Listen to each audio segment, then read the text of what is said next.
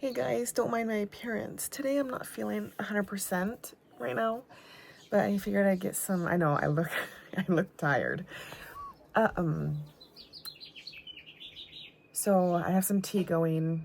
I wanted some fresh air even though it's like 90 degrees out right now. It's really hot and it's dry. So I have been tossing in my head for a long time now. And you will hear me say this too. Sorry, I also have a hair treatment in my hair. So if it looks oily, that's why. It's a homemade hair oil that I do for my hair. I did a video and I know for a fact that I'm probably going to lose some subscribers from posting this. And I don't know if anybody feels the same way as me, but I feel like social media changes people and it makes people live a fake life. And I'm about connection. I love connection. And I think social media has ruined people. Even though I do use it, only because I want to get in contact with people and build friendships. Even though you can live halfway across the world, or you could be someone who lives in a different state. I have 3 people on here, and I'm going to give you a shout out. So there's Rose, and you know who I'm talking about. There's Mary, and then there's Roger, who I've met through YouTube and plant videos. But there's more to people than just plants, and I know all of you know that. And I will keep saying this. So I had a different YouTube channel when I was 34, 35, and it was about plants. And I spoke a lot on trauma. I had a lot of medical trauma. I've had an organ transplant, a kidney and a pancreas. I'm half blind. And I have, I think I said this, is I have medical trauma, and why I was seeing a therapist. And I spoke a lot on that, and I shared very detailed, sensitive areas. But I never told the YouTube world of why I really went to trauma therapy for PTSD. I believe, I don't even use that channel anymore, or that site, but there was another side of it that I was dealing with. And my ex-husband has gotten away with murder, basically. And he is the reason why, it's a good reason, of why I actually got into therapy and why I got into houseplants. Houseplants were a safe spot for me. It was a way for me to get out of my head of the torment that was in my head. It brought me a lot. And when I hear people say plants save their lives, I know exactly what you mean, because that is what happened in my circumstance as well. And I am going to be speaking harshly in this video, because during this video I got triggered a little bit, and it is such a thing. And my PTSD, because I'm not fully healed and I'm not fully, I should go back, but there's no good therapist here for me to go see. It was the hardest thing I had to do in my life, to visit those episodes or those times while I was doing YouTube.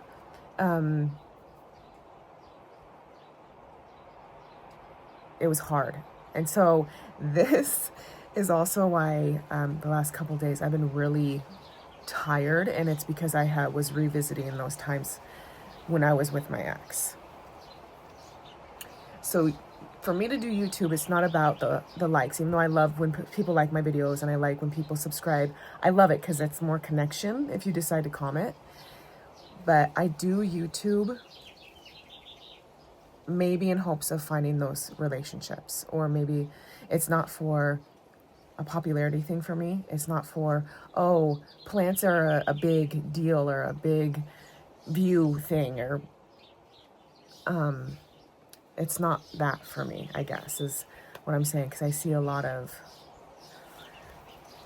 people getting on YouTube doing this, and I'm going to be really front with people. Very fake people I see. I see a lot of fake and a lot of someone trying to portray their life and give us viewers that are watching it a perception of that their life is what you want to live. And that's why I decided also is I'm going to tell you why I'm into plants and how they saved my life, and how for some reason, there's a reason why the Lord made us in a garden. You know, Adam and Eve in the garden naked. There's a reason. My plants are just, like I've said, they are literally a part of my soul. And I thank Jesus for that every day. And that right there, bringing that name up, I will lose subscribers. I won't get too preachy on you. I won't, I promise. But I'm fighting right now. I'm fighting a lot of stuff that's kind of hard right now for me. So I hope that you guys get to know me a little bit more. And this doesn't have to be a fake thing. And I don't know. I feel like someone needs to hear this. I don't know. I just had that feeling that whoever decides to listen through the whole thing, I'm rooting for you. There's a lot of us, I think, that are rooting for all of us. And sometimes screwy things happen to people that they don't deserve. And for some reason, you know, when the really hard stuff comes and things don't seem like they're going to end up like you pictured, that's where character building comes into play. All right, I've chatted enough. Let's go get the video.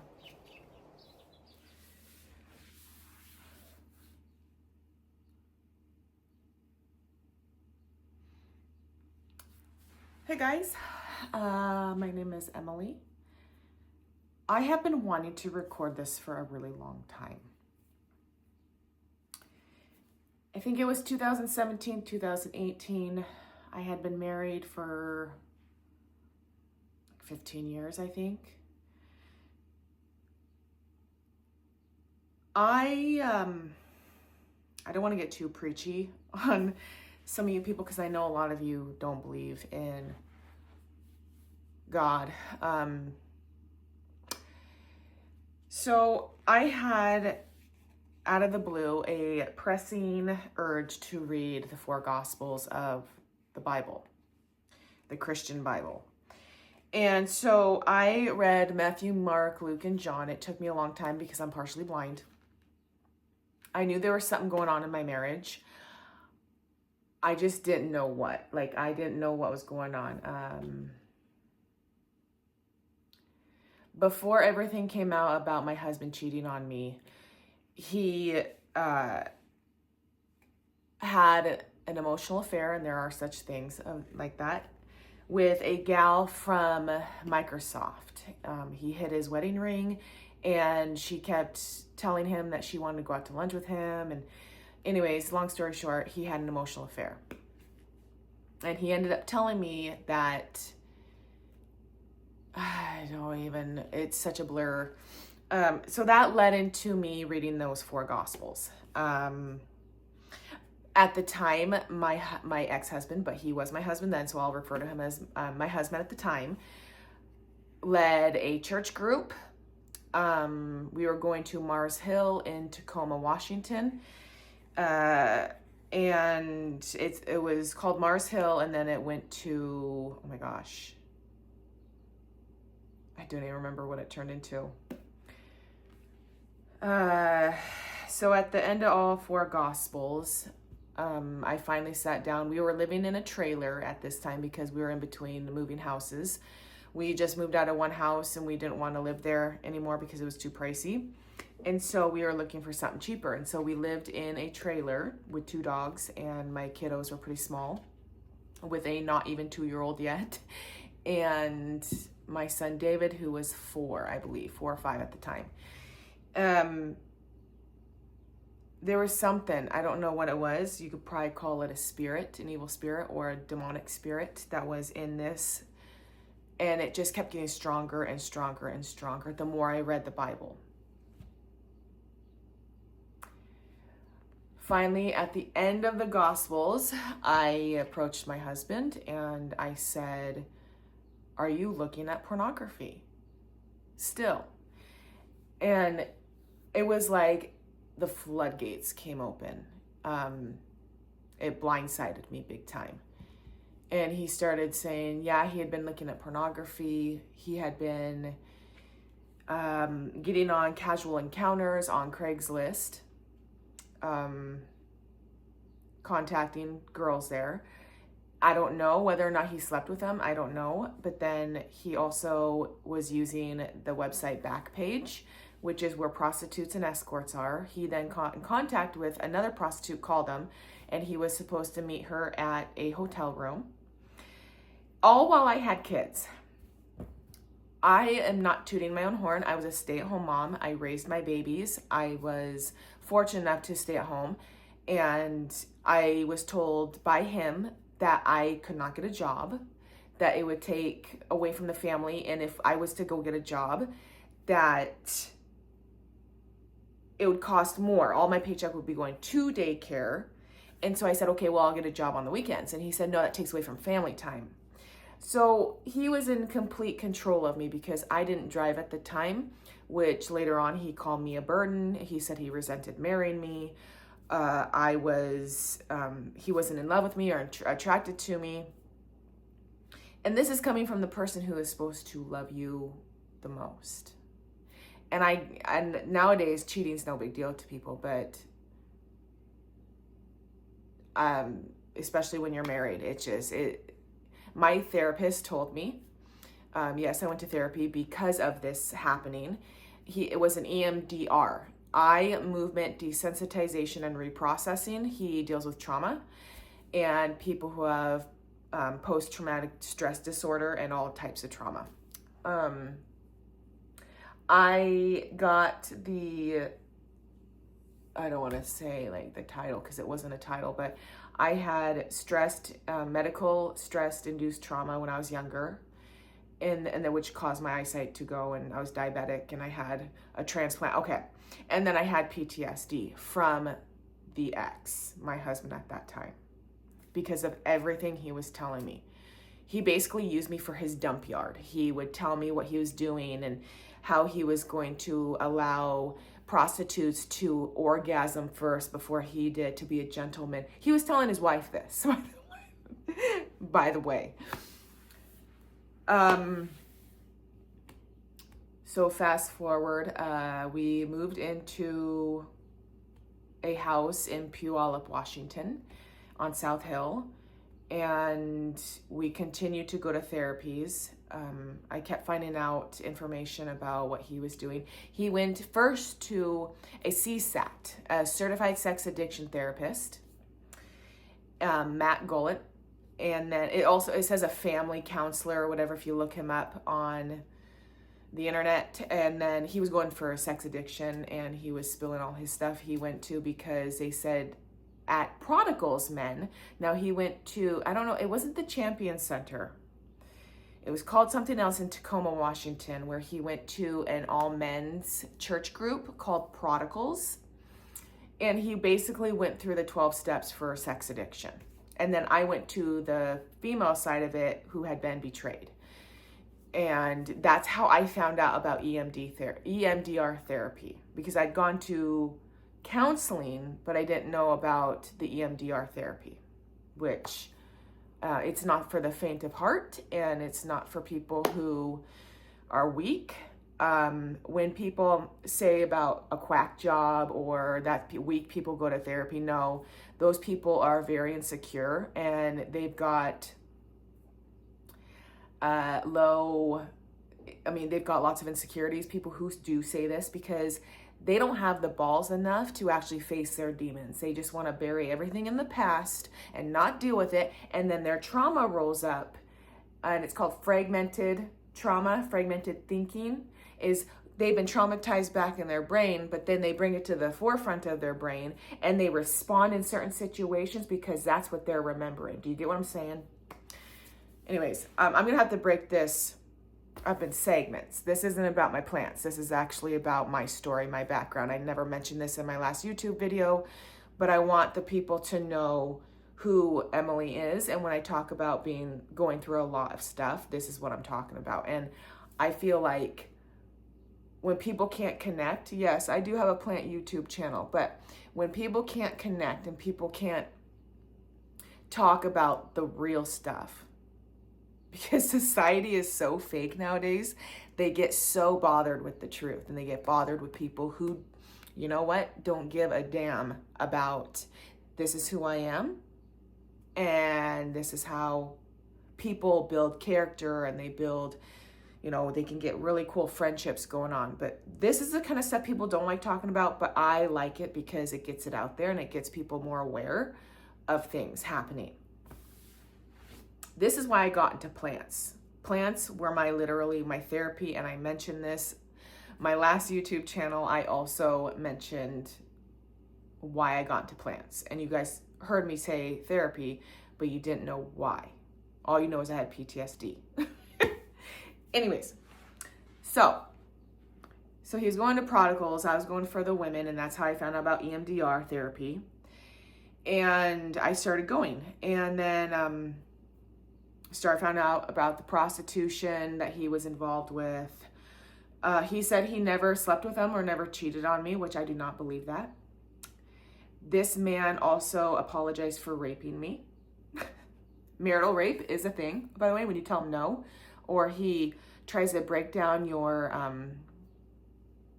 will, or it was something to do with he wanted to do something to me, and I was telling him no because I had been raped in the past from a boyfriend.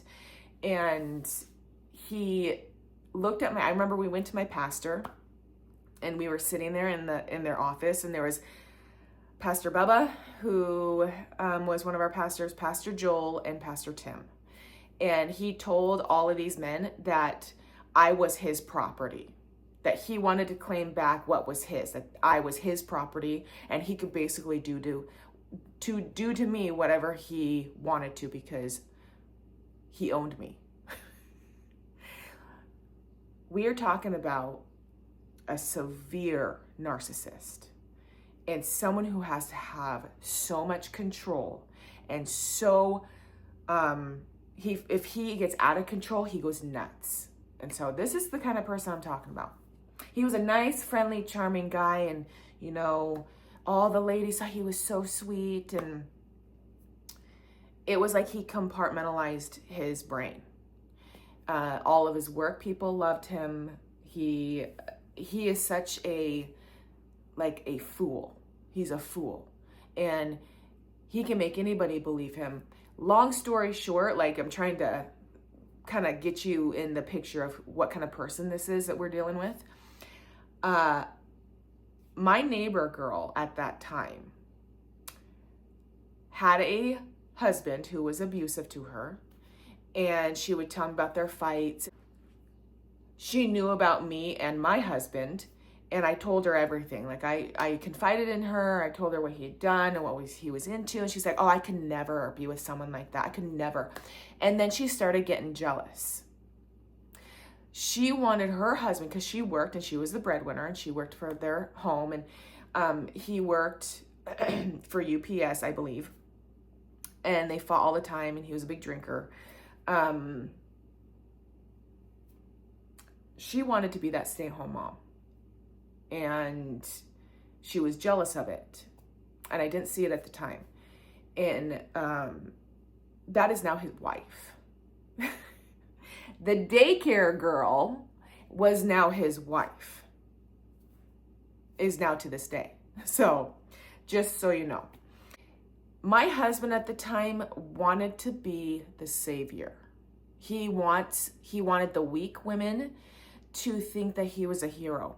He was so far gone into pornography that if a woman looked at him, that he would be like, oh, she wants me. She wants me. She looked at me. She wants me.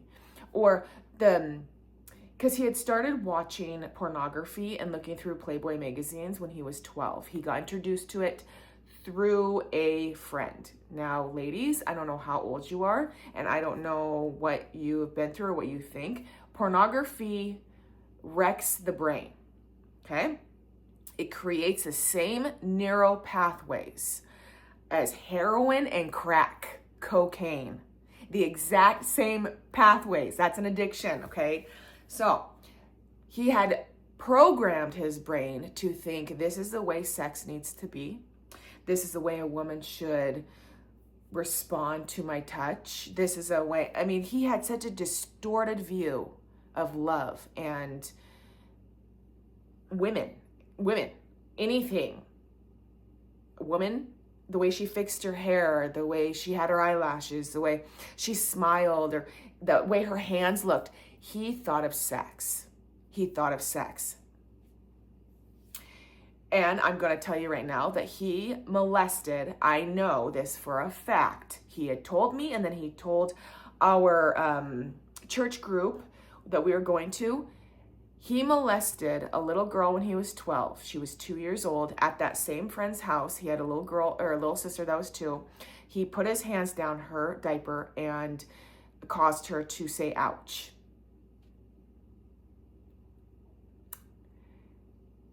And then when the mom dropped my husband at 12 years old off at his home,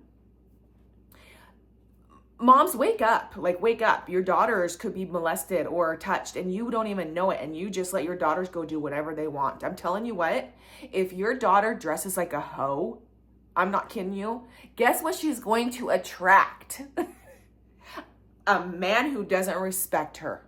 And then women sit there and bitch about, oh, these men this and these men that, but yet you're wearing your inner gear as your outer gear. That's how I feel. That's how I'm like, all these little hoes, all these little skanks are walking around with their tits hanging out and yoga pants that look like underpants on their bodies. Like, and then you think, why can't I find a good boyfriend? Why can't I find just a good guy? You're going to attract scum. End of story. End of story. Okay, so he has molested a little girl. He also told me that I asked him afterwards, because my daughter started to, what seemed like, masturbate on her high chair. I brought this up to my therapist too. I brought it up to my husband at the time. I said, I don't know why she's doing this, just out of the blue. And shortly after that conversation, a couple months went by and she stopped. And when he came out and confessed about what he had been doing and what he had been into, and it was crazy. It was crazy. I asked him point blank, I said, have you ever touched my daughter? And he just looked like a deer in headlights. He was like,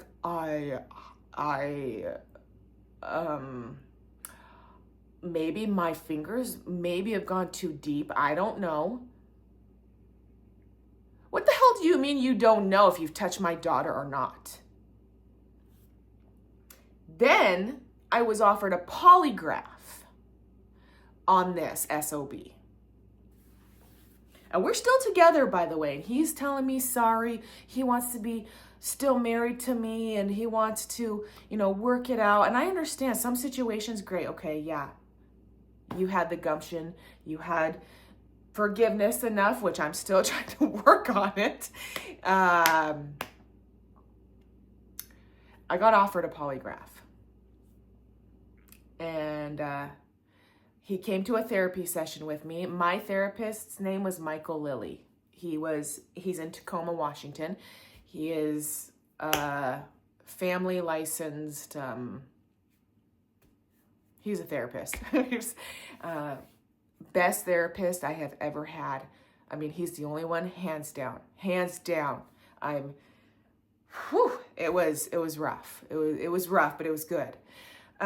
So my husband at the time went to the therapy with me, and I had told my therapist that, I want this done, and I want to know some questions, and I want questions answered. And my husband's face looked like a ghost.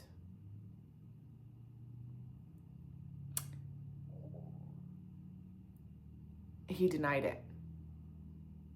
He would not take it.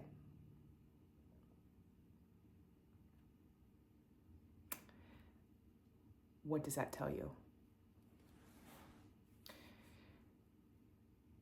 Fast forward, so we continued doing our counseling. We continued living together probably for a couple more years. And at the end, I was done. I could not forgive him. I am still like, God, please help me forgive him. I thought someone was here. I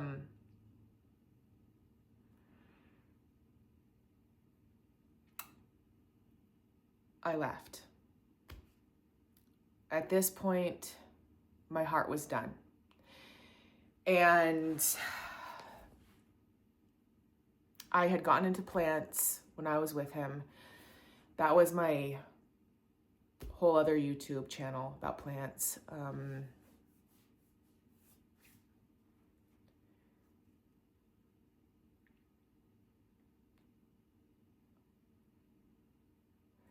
But as an outcome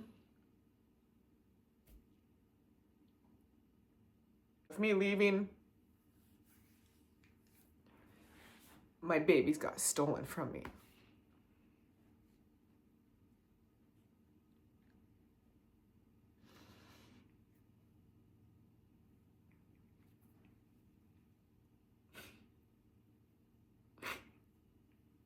I have been fighting, and I've gone to counseling, or I've gone to court twice, telling the court, do you not care? Like, it's all hearsay. You go to court, you don't have proof, you have nothing, or you don't have a lawyer because you can't afford one. They gave my ex-husband, husband at the time, my kids, because he had a job. Remember now, he didn't want me getting a job. They were established in their school. And David was in ABA therapy, my son. Which, by the way, behavior bridges. My son it was last year. So my son's gonna be 14 this year. So he had been in ABA therapy at 5 years old, 4 or 5 years old, he got into it. And they just said that David learned nothing. My son learned nothing, that he pretended his way through. Good for you, David. He learned nothing. So they had to rewind everything and start back at square one. So they're out there redoing all those years that my son was in therapy just to start him over again. That's another thing. So the court saw that they were doing well and dad had the money and I had to go find a job. I moved in with my father. My dad was 76 at this time, 75, because I didn't drive. So let's rewind. When I hadn't left yet, so I was gonna go visit my sister who lived 3.5 hours away, the town that I currently live in right now. I was gonna go visit her for a month or two. I told the therapist this, I told his BBA, along with his ABA therapy, whatever, BBA, whatever. I told them that I was going to leave for a couple months. I was a stay-home mom. We never went anywhere.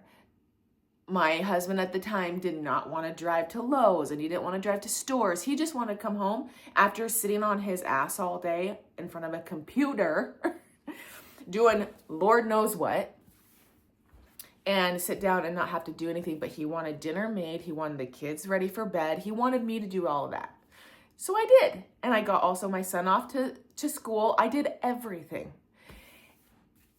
And I was an unfit mom, by the way, is what he put in the paperwork for court. And he put that I abandoned the kids. So,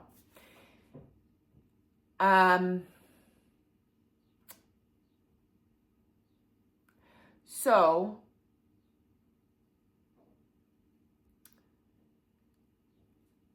the judge at the time, it was either like, I don't know if I'm supposed to say names or not, but the judge at the time said that the children were going to remain with my ex because of stability. Because when I moved over to my dad, that was Pierce County in Washington State. I was moving to King County, and I couldn't get my babies. I couldn't get David to therapy, and I couldn't get David to school. Charlie was not even in school yet. So I agreed to it. I was like, okay. But first, they were going to give 50-50. My lawyer was one that was just graduated from grad school. She was a complete idiot. She was an idiot. She was a ding-dong, dumb person. She should not have been a lawyer, and it was suggested to me that she would do great. So when they were going to give me 50-50, I should have taken it, but I couldn't afford an apartment. I couldn't get anywhere to live next to my ex or my husband at the time and whatever. So I had to agree with seeing my kids 3 weekends a month, and every Wednesday for dinner, I got to get them. And then it was also stated in the court papers that I was out drinking and partying with my sisters and doing all this stuff when actually I was leaving. And I was going to go visit my high school sweetheart. We were not partying. We were not drinking. I was leaving is what I was doing. And on my end, it was, it wasn't good. I should never have done it the way I did it. And I should have stayed in that house because I was not finished living there. But he had packed all my stuff up and he put it outside for me to pick up. So he kicked me out before our divorce was over. He didn't allow me in the house. He took my key away. He took everything.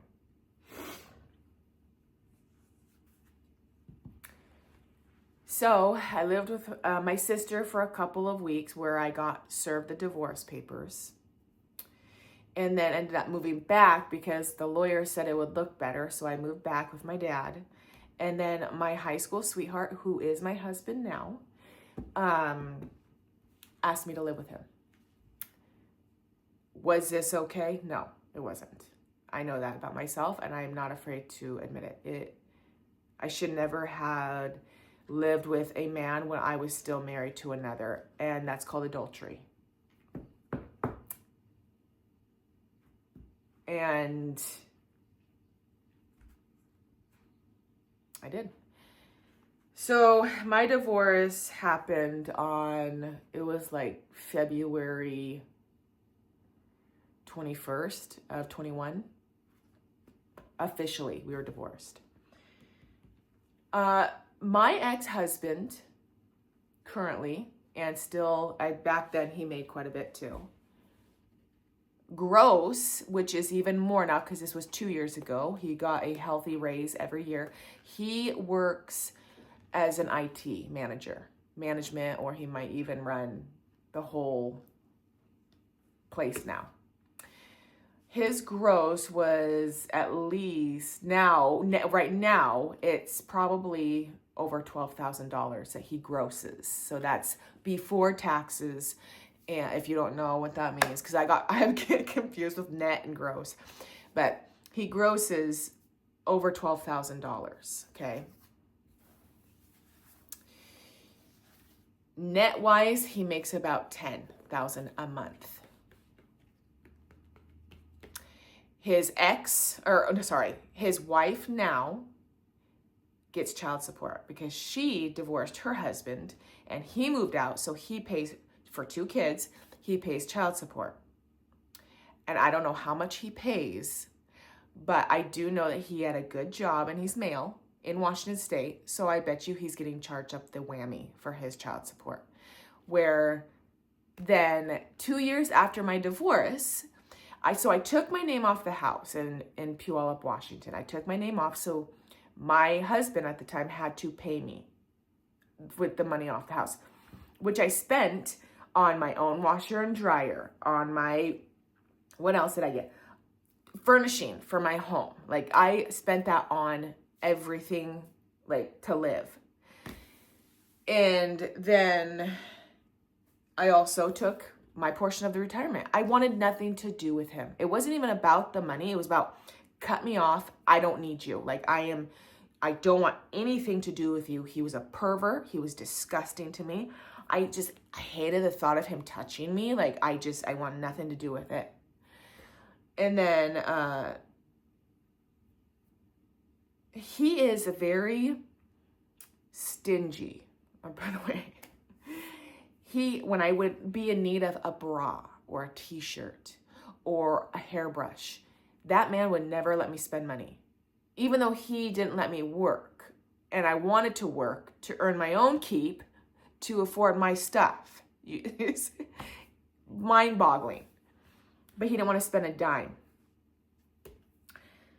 He liked money. He liked the power. He liked control. He was a narcissist. He thought everybody loved him and everybody wanted him. He had to have the last word. He had to be right. And so 2 years later, we went straight to court, and he took all of the money he could out of my paycheck for child support, which I don't mind supporting my kids. Like, I don't mind giving money to them, but I know that he is stashing it away. I don't know whether or not it's for them, but it's like, he had just sold a house for $500,000.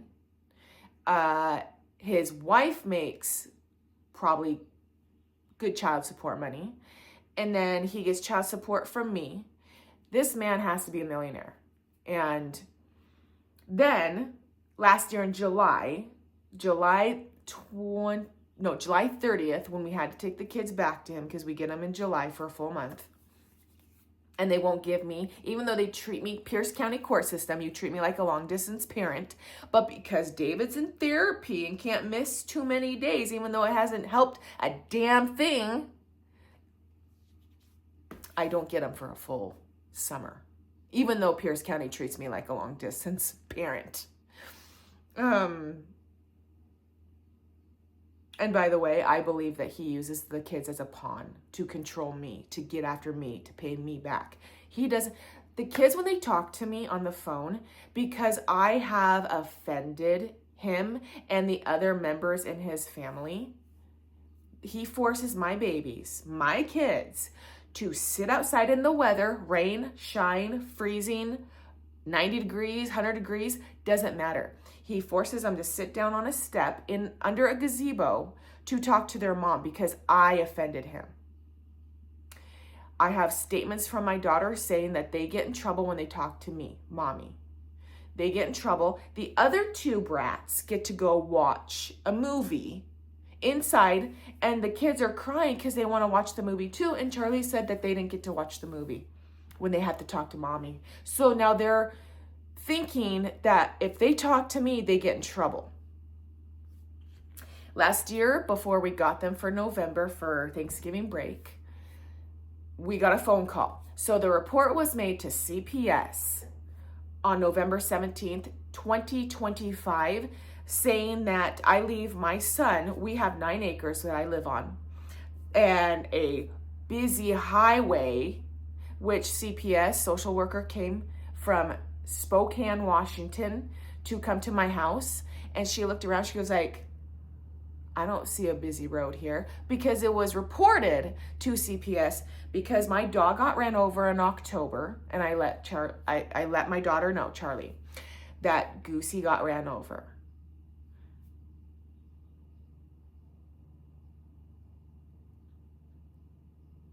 And because dad sits in on the conversations with my babies, because he has to facilitate the phone call, that he took that and he made a false CPS report. He, his wife, or a family member made the report that we leave David out in my front yard, unattended, on a busy road.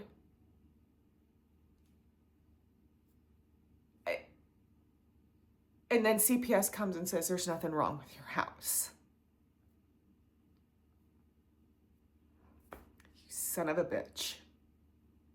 Do you hear me? If you watch this, you're a son of a bitch. And then a couple months ago, David has really sensitive skin, my son. He broke out for spring break in April. He had broken out and I wasn't aware of it. I could tell the night before we returned him, David was itching. And I was like, what the heck is going on? We were all fishing. We're out at the lake, we're fishing. So I don't know if it was from that or if it was from a soap. David was taking a multivitamin at my house, and so it could have been that. When David was younger, he had bananas as an allergy, and he would break out this weird rash right above his butt crack, and then he would break out in like these little hive things. So my son has skin issues, and I guess he went back and their dad sent me a message, and he goes, this is just the tip of the iceberg. I could go on and on. He goes, do you know what these bumps are from on David? And I go, I didn't even know he had these bumps. I go, I have no idea. And by the way, I do want to add this. When we got them for spring break, I have the text messages. He let me know the night that we got them that there was lice going on around in their cul-de-sac. And that to watch out because the kids could have lice. And then when we returned him, David had an outbreak. And so I was being a smartass. And I said, because he asked me about the bumps, I said, and then he goes, I'm looking up on the internet. It said it's probably bed bugs or fleas. Do you know how dirty that made me feel? I am not a dirty person. My daughter has said that our house, because we live on a farm, is a junkyard and it's trash. Those are two words that she used. And my daughter does not use language like that. So either their stepmom or their dad she's heard them talking. So, and we're remodeling right now and it's taken us forever because the almost $800, well, $720 that gets taken out of my bank account, garnished, could be going towards our home. We need new windows. We need new windows. We need to paint our house. We need to do a lot of stuff here. We need insulation. We need wiring. Like, we need a lot, but we've done a lot. You should have seen this home when we first moved in here, but it was mine and I was happy and that made me very thankful. It was my house. First house that I purchased at 41 years old and working my butt off for it, and not like, be proud of yourself. Even if you're in an apartment and you are supporting yourself and you are doing your thing and you're working and you're going and you're striving, and every day you feel like, I can't do this anymore. I can't do this anymore. You can do it. My babies were robbed from me. My babies were robbed from me.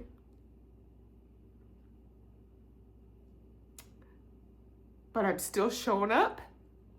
I'm still telling them, I love you. I love you, and mommy's fighting for you, and I want to do everything I can for you. This man claims full child support on me when I bring home $2,400 a month and he brings home $11,000. And Pierce County is okay with it because guess what? Rules are rules, and you need to pay child support, even though they don't care about your mortgage. They don't care about your car payments. They don't care about your gas, your groceries, your electrical, your phone bill. And then the man tells me, my ex, at one point we didn't get very good cell phone service. And he goes, I don't feel comfortable with the fact that you guys don't have very good cell phone service. What if there's an emergency?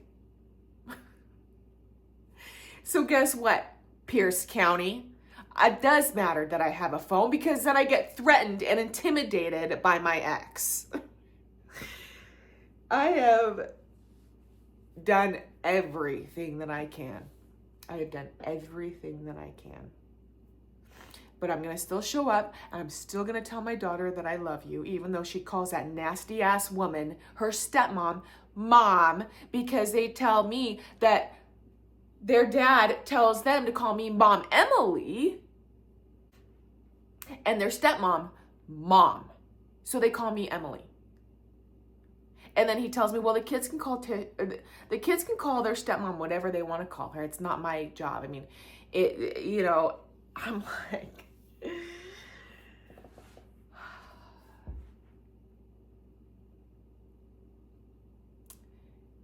the other day I went to a soccer game of my daughter's, by the way, at the YMCA. This a couple weeks ago. I have it all on my phone on notes. We drive 3.5 hours away to Puyallup, Washington at the YMCA. And a couple of weeks before this, I had to call because last year I asked my ex, hey, I would like my daughter's schedule. And he wouldn't answer me. He wouldn't tell me a word. So this year I made sure Charlie let me know she was in soccer. I missed her first game. And then I called the YMCA and I asked the management or the overseer of the youth department, sports, and I asked him for the schedule. He had no issue. He said, yeah. I said, I'm their mom, and I would like to know when they have these functions so that I can come watch my babies. To let my kids know mom's rooting for you. Mom's rooting for you. My ex got pissed that I went above him and I asked the YMCA for all this information. A couple weeks later, I called the YMCA and I wanted to know when pictures were. And the same guy goes, I'm sorry, I can't share that information with you. Their stepmom, my baby's stepmom, works for the YMCA and coaches the soccer game, coaches my daughter's soccer team. And I go, what? Even if I go report you to court and I report you to, he's like, yeah, I'm sorry. So my ex-husband and his nasty ass wife told the YMCA not to let me have any information about my kids' stuff.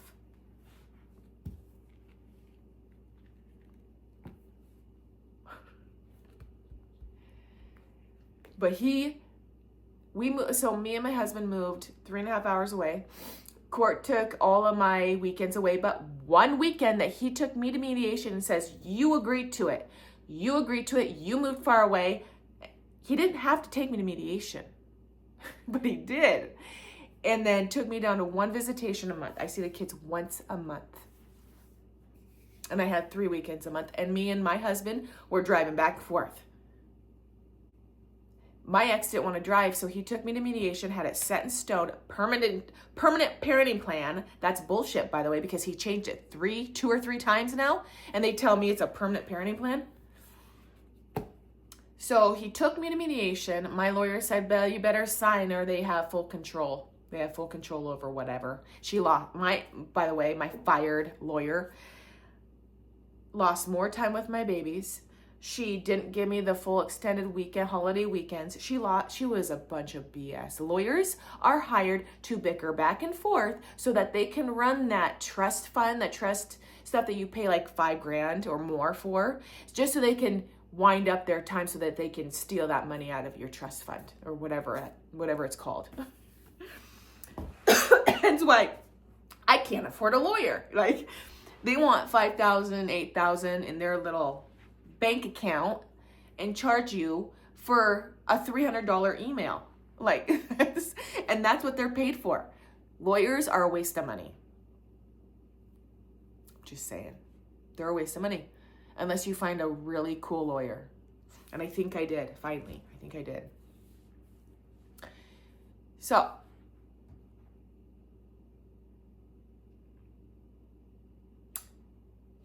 I go to this soccer game. And Charlie, my daughter, sees that I'm there. And I'm like, go Charlie. Like, I'm rooting her on. And I know my ex, him and his family all hide in this little umbrella thing. Because his family, they're chicken shit. I'm sorry to say that, but they are. they're all pastors, and they talk real big behind people's backs, but then face to face, they don't talk. His dad is a freaking ballsless man. Do you hear me, Doug? You are a ballsless man. He told the court that I was a manipulator, even though your son went and had relations with a prostitute, and he told you that, but I'm the manipulator. Okay, sorry, my husband just called. So I was where my ex's dad made a report to me to the court saying how manipulative I was, even though his son had just told him that he was into prostitution. All that to say.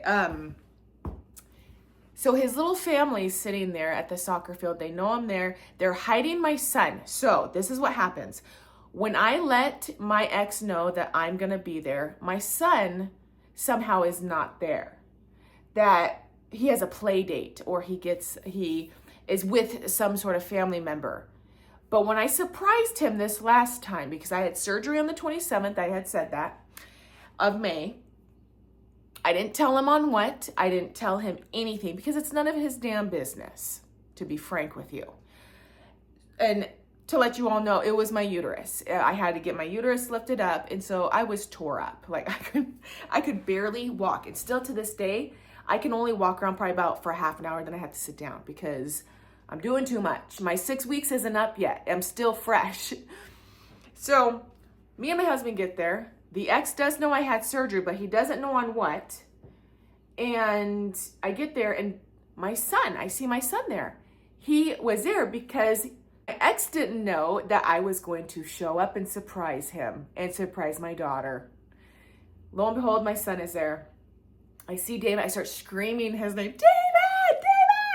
And he didn't hear me. My son, he's autistic, and he's single focused. There was a lot of people there, a lot of commotion. David didn't even hear me.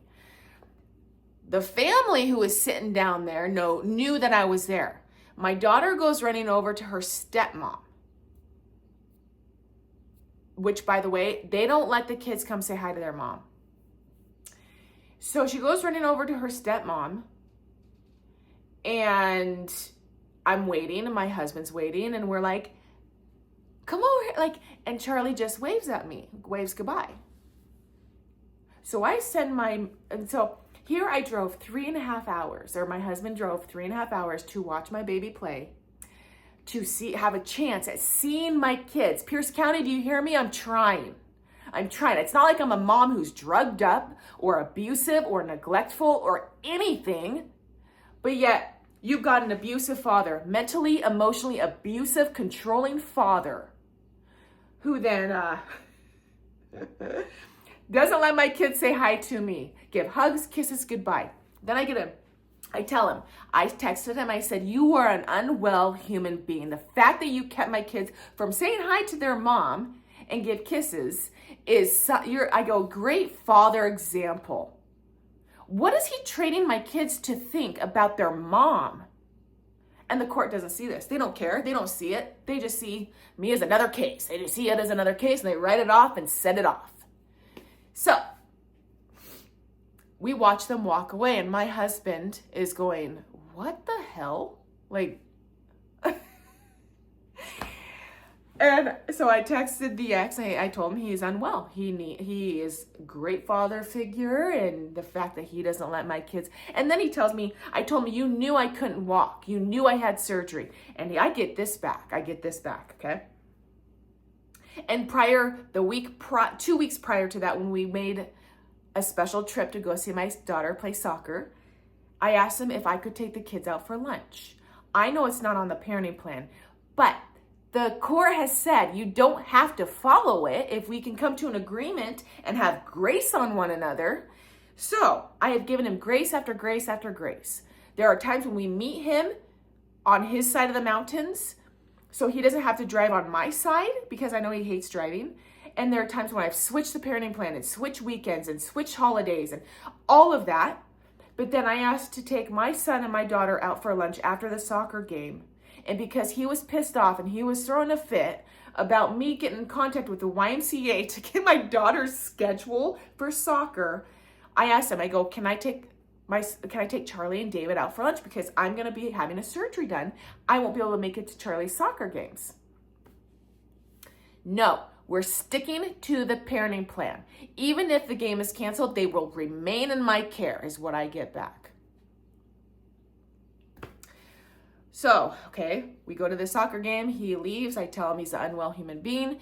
And then he says, first of all, I would appreciate a text message, you forewarning me if you're going to be there. I didn't know what you had surgery on, and I could facilitate a visitation if I know you're going to be there.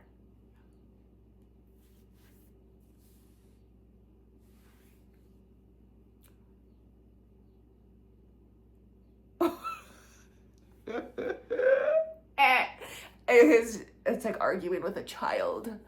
Okay. So then I write back to him. It's none of your business what I had surgery on. If I decide to come to my daughter's soccer game, it's none of your business. You not allowing me to say hi to my daughter and my son, give kisses. I'm not asking for a visitation. I wanted to give kisses, give hugs, and we would be done. That's it. Then he tells me he wrote me an email. So I read this email. I didn't know that I got my kids in June because I thought Father's Day was on the second weekend. That's when I get my kiddos. Didn't know until a week before that, prior to that soccer game.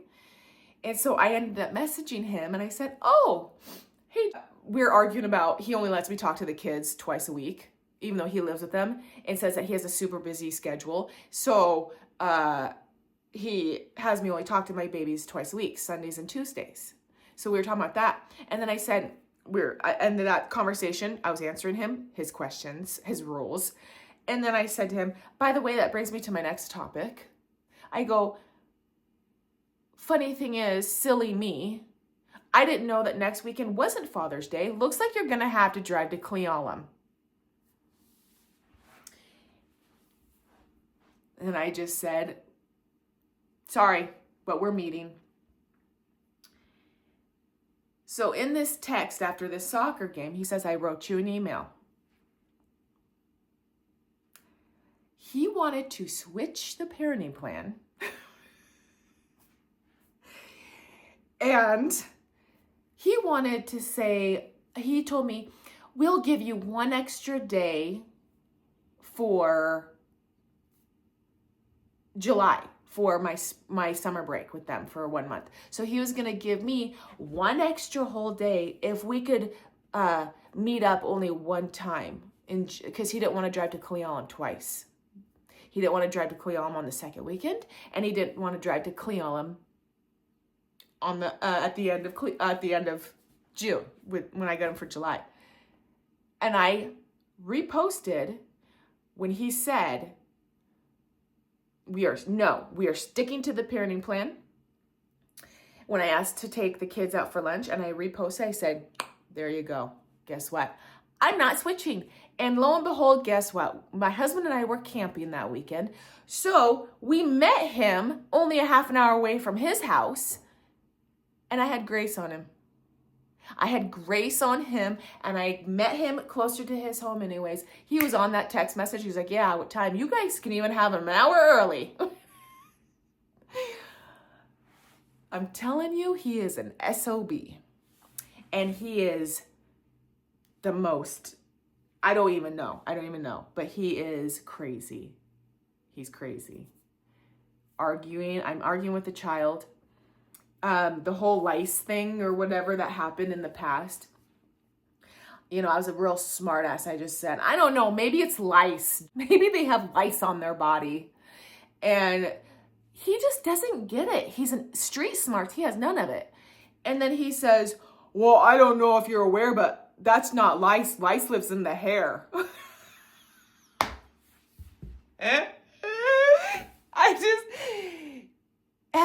There's nothing ticking. Oh, my word. Okay. This video is long enough. The battle continues. and I'm still arguing with him. But I want to let you guys know, women or men that have a person in your life, an ex, you're not alone. I am hanging on by the skin of my teeth, by a thread, by not even a thread, but like a minute thread. Like, I don't even know. And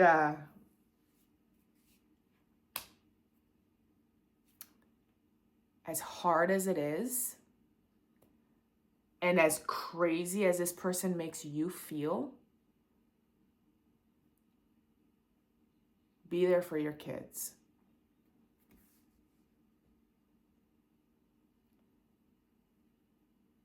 Be there for your kids, because your kids won't forget it. Let them know that you love them and that you'll do anything for them.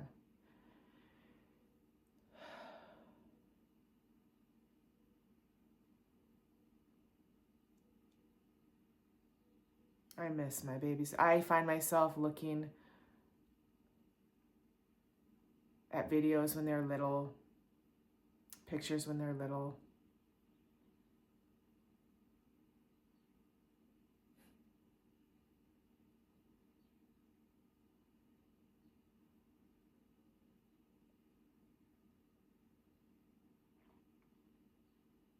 No, Charlie. What did you just eat? Chocolate! Are you sure? Yeah! No, say it was tasty. Tasty. Say hands off toots. His thumbs toots. Oh, where'd you go? Mommy! Yes. Bigger! It's bigger. Yeah, right there! Did you help Mommy bake? Yeah, there's bigger, Mommy. It's bigger, Mommy.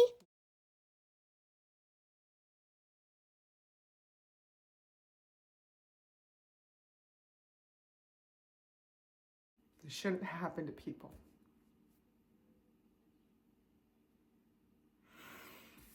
This shouldn't happen to people. And the courts need to get their asses straight. Because I don't get judges. I don't get them. Because the guilty ones who have the money get away with murder. And then the people who are the innocent ones get rammed up the ass. I get it. There are guilty people. There are guilty people.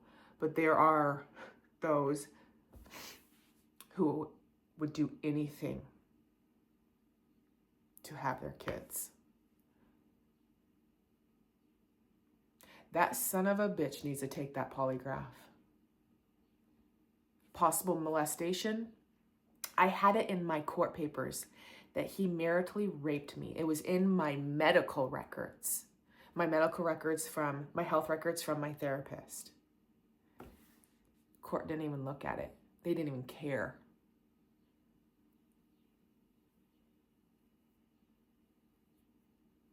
It's crazy. It's crazy. So yeah, I'm still hanging on by the thread of the skin of my teeth, and I'm going to continue to fight. I'm going to continue to try and live, even though he's stealing money from me. He's taking the kids away more. It's a ransom. He wants the kids and he doesn't want them to have a relationship with me, but he wants full child support. Full child support. Plus out-of-pocket expenses that I can't even keep up with, and I'm $4,000 behind. And so now they're garnishing even more wages out of my paycheck.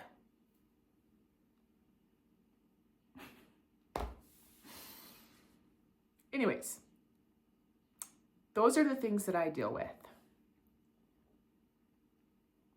Not on the daily anymore, but I do deal with it. And my husband, my farm animals, and my plants have been my peace. And God, I'm sorry. God, my husband, my animals, my plants. That is me in a nutshell. maybe I am crazy. I don't know. Crazy-ish. I think everybody gets a little bit of nuts to them. But, yeah. I just wanted to give that encouragement to you guys if you've gone through anything like this. What does my dad say? Life's the shits and then you die.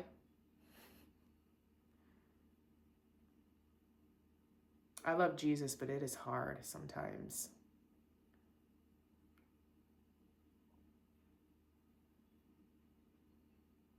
All right, you guys, I will see you in my next video. Hopefully I didn't scare anybody off, but I'll talk to you guys soon. Thank you for watching, listening. I'll see you later.